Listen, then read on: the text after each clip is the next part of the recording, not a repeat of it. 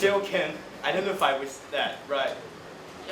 台北的高中生以流畅的英语分组进行英语辩论，外籍老师在台下仔细聆听，指导同学们的辩论技巧。这项英语论述与辩论的微课程是由中嘉达盛集团牵线，并赞助学术交流基金会在高中开设的英语辩论微课程。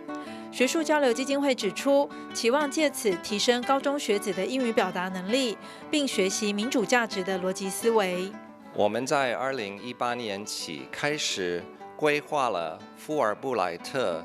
英语辩论计划，希望透过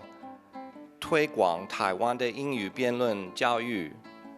强化参者之表达能力，期待学生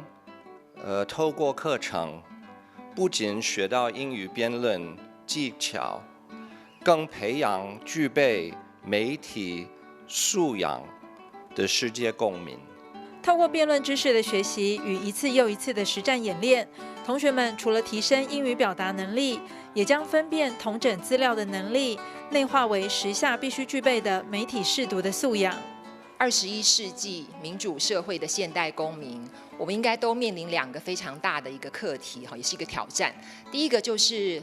资讯的处理，日常生活当中有很多很大量的资讯不断的涌入我们生活当中。好，那怎么样去处理它？怎么样去辨识它？分辨真伪？好，这是第一个课题。第2个课题，也就是在面对争议的时候。好，我们怎么样去看双方的论点？那怎么样去判读它？然后怎么样去分析判断之后，形成我们自己的论点，然后能够同时能够辩护我们自己的立场。好，那我想这2个课题跟挑战，在学习辩论上面都可以就是有很长足的收获。在这个辩论课程，它主要是在学，应该是比较像美国式的辩论的一些课程。然后在我原本的那个辩论比赛是比较台湾的，所以我觉得借由这次的微课程，然后学到中西双方对于同一件事情，然后一些民主制度不同的理解。但是我们在教课的时候也有教到说，就是要怎么采集对我们有利的证据，像是我们要去看看那个作者，就是那个证据的作者他的本人的可信度。我们这个课程主要是教我们一些在英语上面的论述，还有一些辩论的一些能力嘛。